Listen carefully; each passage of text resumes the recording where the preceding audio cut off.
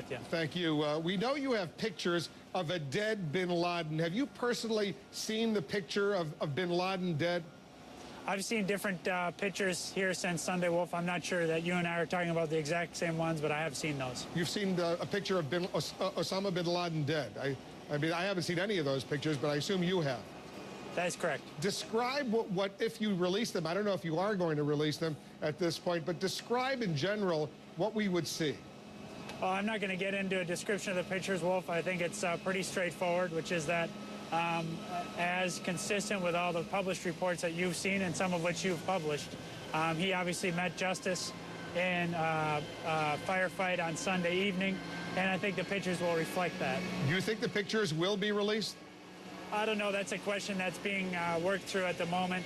I think it is important to note, Wolf, that over the course of the last 36 hours, we have made public a lot of very important details. The DNA analysis, the facial recognition analysis, obviously a lot of intelligence that went into supporting the case against the compound, but also that came out of the operation itself. So we'll make a determination as to whether it would be consistent with national security interests to add additional information to the public case to make sure that would add to people's understanding of an already quite full picture of exactly what happened on Sunday.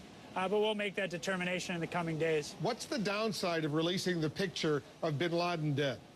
The downside is to add another image to a international public debate that is obviously, as you know, Wolf, quite volatile and quite subject to misuse and propagandization by our enemies. So we're not going to add to the public record here anything that puts at risk our troops, puts at risk our intelligence personnel, puts at risk our diplomats or even private Americans overseas. So those are exactly the ramifications we're considering. But it is important to keep in mind just how much we've added to the public record since Sunday. It's a very, very sensitive decision, and I know you guys are working on it. Is there video or still pictures of bin Laden being buried at sea? I'm told there is, Wolf, but I don't know that for certain. And are you thinking also about releasing that? Is that a similar category?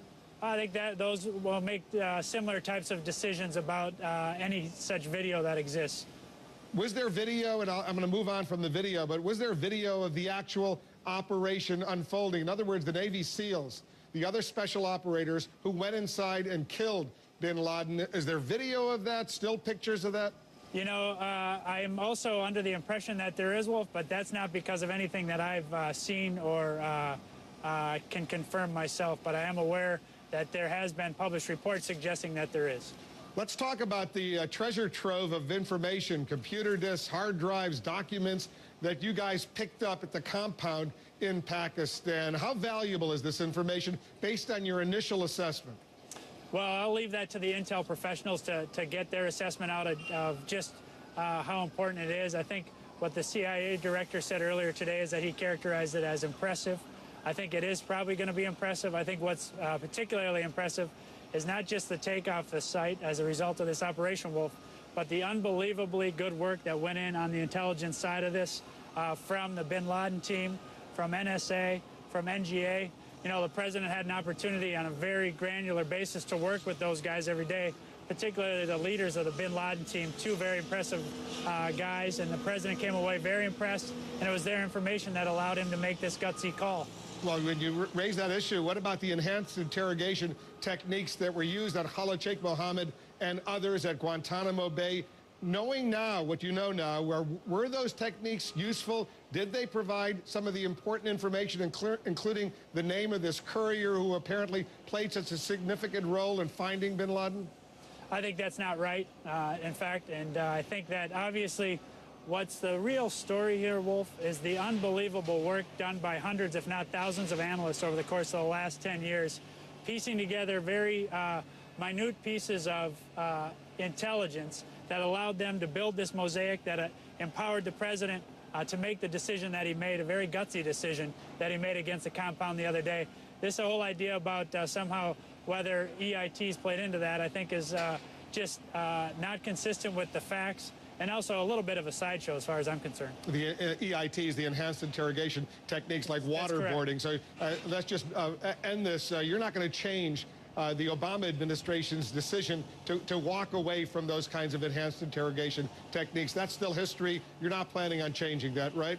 Oh, that's correct, Wolf. I think that what we've seen over the course of the last several years is unbelievably capable intelligence work by that team I talked about at the CIA, by the NGA, by the NSA, by many others in the intelligence community. And I think it is an unbelievable testament to their work, the decision that the president made the other day, and the fact, obviously, that it was a successful operation. Let's get to that iconic photo of you and others in the White House Situation Room.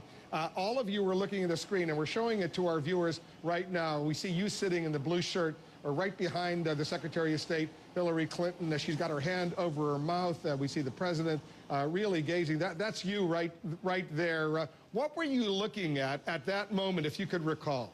Well, I don't recall exactly, but we were getting pretty regular real-time updates on the situation on the ground. And we're obviously in pretty constant contact with others in the interagency as we were getting updates off the ground. So I don't know exactly what people were looking at that moment, but it was quite a team effort over the course of this. The president obviously leading that team.